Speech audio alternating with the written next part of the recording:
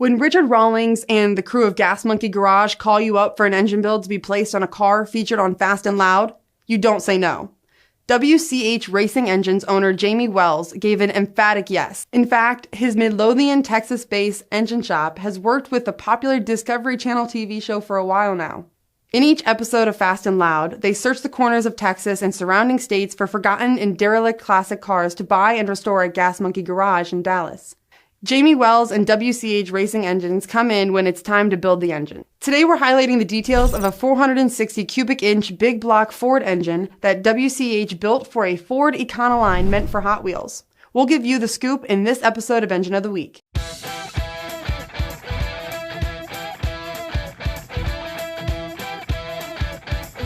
Engine Builder's Engine of the Week is sponsored by Pengrade. Precision, performance, Pengrade. Always the original green oil. L-Ring DOS Original. Leading technology, leading service. And Scat Crankshafts. Everything for your LS engine.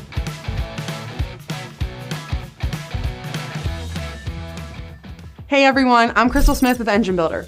Today we're talking about WCH Racing Engines' build of a 460 cubic inch big block Ford. Right from the start, Jammie knew they would bore the engine out and go from 460 cubic inches to 520 cubic inches. So here's Jammie to tell you more. You know, Gas Monkey called me and told me that they're building a Ford Econoline for Hot Wheels, and that he wanted a big block Ford was going to be the concept. That he didn't, at the moment, he didn't really care if it was a 460 or whatever. And you know, if you're, you know, for buying the parts for a 460 to handle the power a blower motor is going to make, you know, I told him, you know, might as well just make it up the cubic inch and make it a 520 cubic inch. You know, that way we got, all nice parts inside from beginning to end. And he said, sure.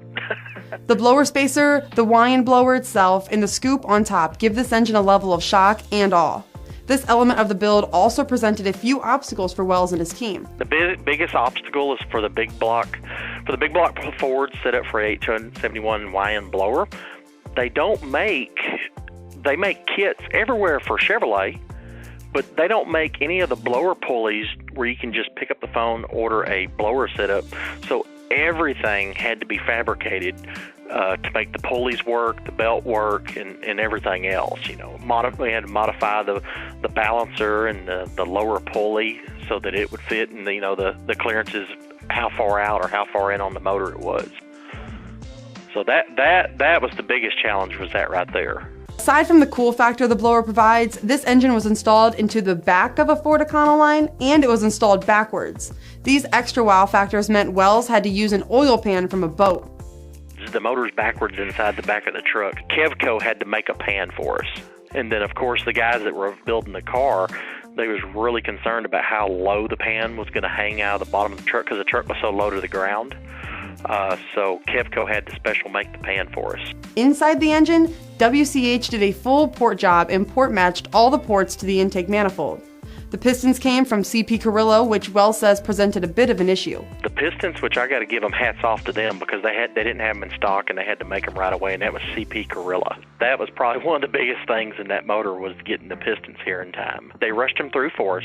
The engine also has a double-keyed crank, H-beam rods, as well as comp cams, camshafts, rockers, lifters, and other valve train components. The engine has Holley carburetors, a timing cover from Engine Quest, and Edelbrock cylinder heads. However, Wells replaced the valves with Manley valves. From the time the block came into the door until the engine left WCH Racing Engines was about 3.5 weeks. All of the work was done right there at WCH, and some of the fabricated parts were sent out to be dipped in chrome. The whole thing was really for shock and awe. You're going to be like, holy cow, look at that. Sitting in the bed of a Ford Econoline truck, this engine certainly gets people saying, holy cow. Especially once you know it makes 750 horsepower and just shy of 750 pound-feet of torque. It's another great build for WCH Racing Engines and seems to be a perfect fit for Hot Wheels. Well, that does it for this episode of Engine of the Week. Please like, comment, and subscribe if you haven't already. And if you have an engine you'd like to see featured, please email our editor Greg Jones at gjones@babcocks.com. Thanks for watching.